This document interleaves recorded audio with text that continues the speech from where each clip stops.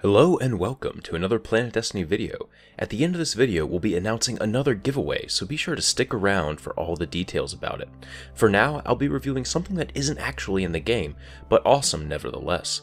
Publisher Insight Editions sent me a few items to review and give away. I got an awesome Destiny notebook to write down my musings. It has a Destiny tricorn logo on the front and has some nicely pressed designs in the material. The pages are also large so I can draw pictures or write down poems about receiving my 12th icebreaker. The package also included a collection of 20 posters. There's some really cool ones in there and they're really perfect to just put up on a wall in a gaming area. In fact, I went ahead and cut some frames for a few and hung them up in my gaming area. It really does complete the space. The most interesting item they sent, though, is a book called The Art of Destiny. It's an extremely well-crafted book that includes the concept art that went into the making and the world of Destiny. The hardcover book includes a special slipcover and over 200 pages of art, animation sequences, map design, and a lot more. The outside of the book has a nice thick dust cover on it. Normally, the dust covers on these types of books are very thin and tear easily, but this one has the correct thickness to actually do its job. This is great because underneath is a very detailed cover. It has an embossed image of the 3 classes of Destiny. It's difficult to see, but if you tilt the book in just the right light, you can see the Guardians. The book is crafted with a durable hardcover and glossy paper that makes each image in the book shine. Opening the book, you're greeted by a few pieces of art before we can see the preface by Christopher Barnett, the art director, and a foreword by Lorraine McLeese, a Bungie grizzled ancient. After those, the first chapter on how they built this new IP opens with the famous Space Tiger image. It's an appropriate way to start off this chapter since it's the first piece of art that really defined the look and feel of the new universe they wanted to build.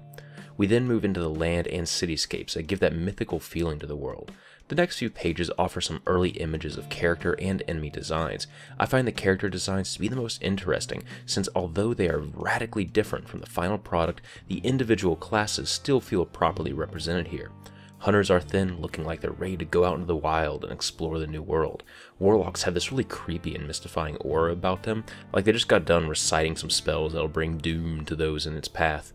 The final Titan image is just a hulking hero standing defiantly with just a massive Gatling gun, daring whoever is in front of him to break the line that he holds. After that, we move into how they settled into the idea of the Traveler. Originally, they wanted various things for us to return home to: castles, giant low-orbit space cities, and other fantasy-type settings. But some spherical low-orbit cities are what started the gears turning for the Traveler.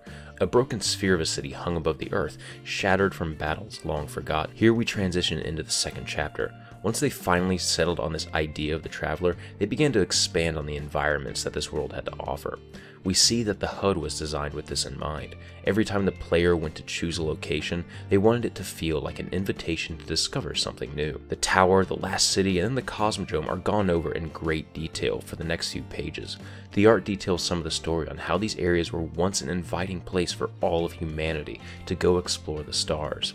The next dozen or so pages are devoted to detailing how the Moon, Mars, Venus, and Reef were designed. We see how the structures of each area were influenced by both man and the darkness that took over them. The next bit of the chapter goes into the iconography of the game. We see how some of the symbols evolved into what we see in the game today, and how they also affected the way we browse through the game's menus. The next chapter goes into how they designed the individual races and classes. Each race is accompanied by early sketches in comparison to their final form. The section on each class goes into some details about their unique class items. We see a myriad of hunter cloaks and titan marks, and the Warlocks have a wonderful page on both the robes and armbands that they have. This chapter also starts off a reoccurring theme in the book. Every class has freeze-frame shots during parts of their super animations. The rest of the book goes into designs of a lot of the more recognizable characters, such as the Queen, the Stranger, the Speaker, and how various tower vendors got their looks. The next section has a few pages devoted to each race as well, and explores the themes that went along with designing their specific looks. Again, we see freeze frames during their various attacks. I especially like how the Fallen Vandals do their combat role with all the arms supporting them. The last pages of this chapter go over different weapons. We see how the basic legendary weapons are modeled and colored, and we see the early forms of them and how similar they are to their final product. There's also an interesting bit here that says all the weapons are modeled in grayscale, leaving the designers open to simply code in different shading techniques. possibly a hint that we may see weapon shaders in the future. The final 2 chapters are devoted to the vehicles in the game, sparrows, tanks, ships, and etc., and also shows some of the storyboards for the cinematics in the game. The final image is a view of the Traveler and the tower at sunset with the caption, "But it's also a beginning." Overall, this is a must-have book if you're at all interested in what went into designing Destiny. Each page is filled with little tidbits of knowledge from various artists and developers. The image quality is fantastic, and the whole thing is just built very well. You can easily bend the spine to spread the book out, and it won't damage it at all. If you're looking for a nice gift for a fellow Guardian, you can get this book from Inside Editions for $45. You might be able to find it cheaper on some places on Amazon as well. Now, why did I just review all this?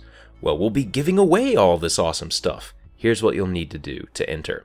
To win one of the posters, one poster will be given out per winner. You need to be subscribed to PlanetDestiny and like this video.